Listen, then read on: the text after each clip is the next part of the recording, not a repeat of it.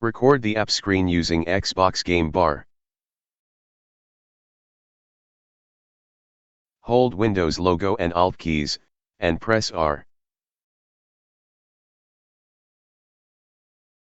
I open Python IDLE. I click inside this window to ensure the window is active. Hold Windows logo and Alt keys, then press R. You can see that the recording started.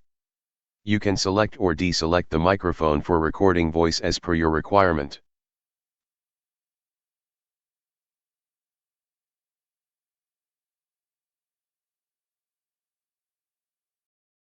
Once completed, click on Stop.